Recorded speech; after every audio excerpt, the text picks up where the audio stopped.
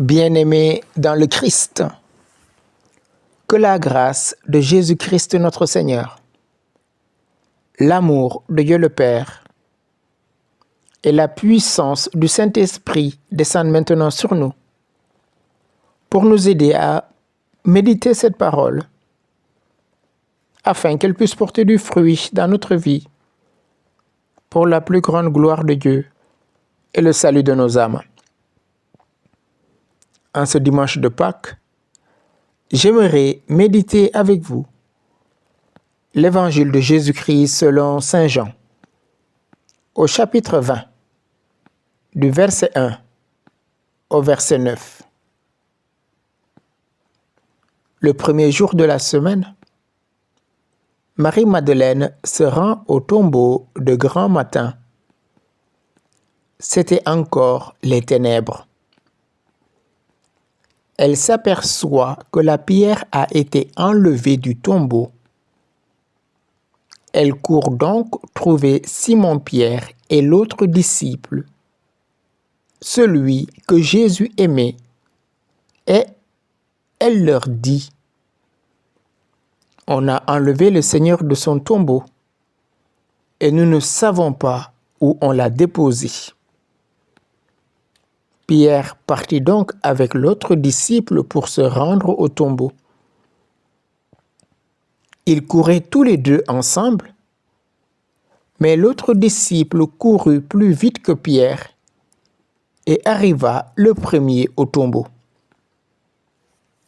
En se penchant, il s'aperçoit que les linges sont posés à plat. Cependant, il n'entre pas. Simon-Pierre, qui le suivait, arrive à son tour. Il entre dans le tombeau. Il aperçoit les linges posés à plat, ainsi que le suaire qui avait entouré la tête de Jésus, non pas posé avec les linges, mais roulé à part à sa place. C'est alors qu'entra l'autre disciple, lui qui était arrivé le premier au tombeau. Il vit et il crut. Jusque-là, en effet, les disciples n'avaient pas compris que, selon l'Écriture, il fallait que Jésus ressuscite d'entre les morts. Bien-aimés dans le Christ, Alléluia, Alléluia, Christ est ressuscité. En ce premier jour de la semaine, Marie de Madeleine se rend au tombeau de grand matin. Elle est encore dans ce choc émotionnel fort de voir celui que son cœur aimait mourir, crucifié, déposé au tombeau. Et Jean précise, c'était encore les ténèbres. Oui, la lumière de la résurrection n'avait pas encore atteint le cœur, le corps, l'âme et l'esprit de Marie-Madeleine. On peut se rappeler au prologue, où il est dit: la lumière brille dans les ténèbres, et les ténèbres ne l'ont pas arrêté, c'est-à-dire ne l'ont pas saisi.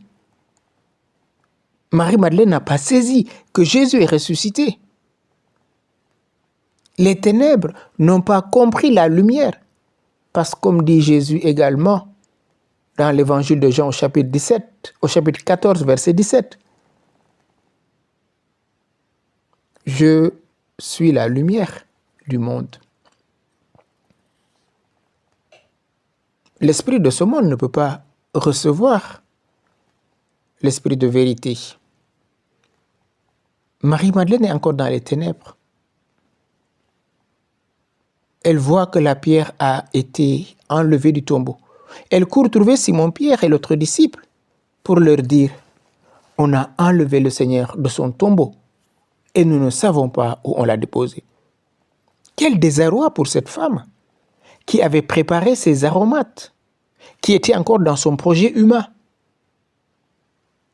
Et les deux disciples, bien sûr, vont partir en courant.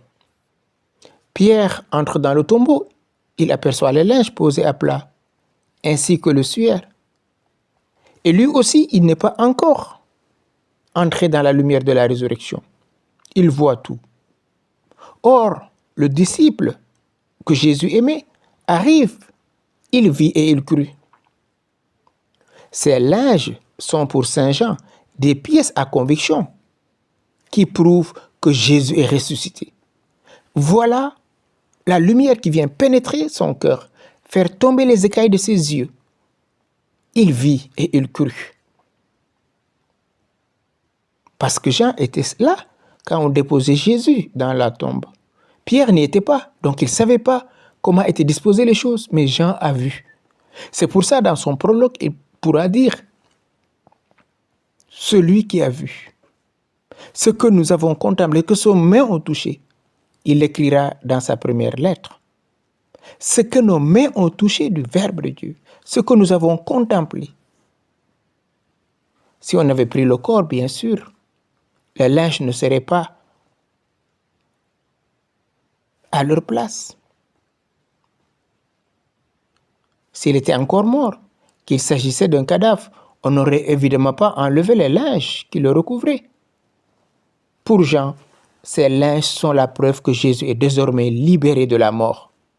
Ces deux linges qui l'enserraient symbolisaient la passivité de la mort. Devant ces deux linges abandonnés désormais inutiles, Jean vit et il crut. Et tout de suite, il se rappelle ce qui s'est passé. Lazare avait été ramené à la vie par Jésus. Et Jésus avait dit, celui qui croit en moi, même s'il meurt, vivra. Et Jésus avait dit, je suis la résurrection. Lazare était encore prisonnier, entouré de bandelettes. Il n'était pas encore ressuscité. Jésus, lui, sort délié, pleinement libéré. Son corps ressuscité ne connaît plus d'entrave. Jusque-là, en effet, les disciples n'avaient pas compris que selon l'Écriture, il fallait que Jésus ressuscite d'entre les morts. Oui, frères et sœurs, croire pour entrer dans l'intelligence des Écritures. Voilà ce que Jean nous montre ce matin. La résurrection est dans la foi en la parole du Christ, la foi à la vie du Christ. Jésus, à plusieurs reprises, leur a parlé, nous montons à Jérusalem, le Fils de l'homme va souffrir. Il va être mis à mort, il ressuscitera le troisième jour. Pierre le voilà devant le tombeau vide. Il n'entre pas encore, il ne laisse pas encore la lumière du ressuscité illuminer son cœur et son intelligence. Oublier l'écriture, c'est oublier le Christ. Il vit et il crut. Jusque-là, les disciples n'avaient pas compris. Or, Jean, en voyant, il croit. Il croit que l'écriture s'est éclairée pour lui d'une lumière nouvelle, lumière de la résurrection. Comme disait saint Anselme, il ne faut pas comprendre pour croire, il faut croire pour comprendre. À notre tour, nous n'aurons jamais d'autre preuve de la résurrection du Christ que ce tombeau vide. Demandons à Jésus d'augmenter notre foi. N'attendons pas, frères et sœurs, de comprendre pour croire, mais croyons et l'Écriture se dévoilera à nous. Nous n'avons pas de preuves. Nous pouvons vérifier les effets de la résurrection. La transformation profonde des êtres et des communautés qui se laissent habiter par l'Esprit Saint est la plus belle preuve que Jésus est bien vivant. Oui, mon frère, que ce temps de Pâques, ce temps de résurrection, soit pour toi un moment de gloire.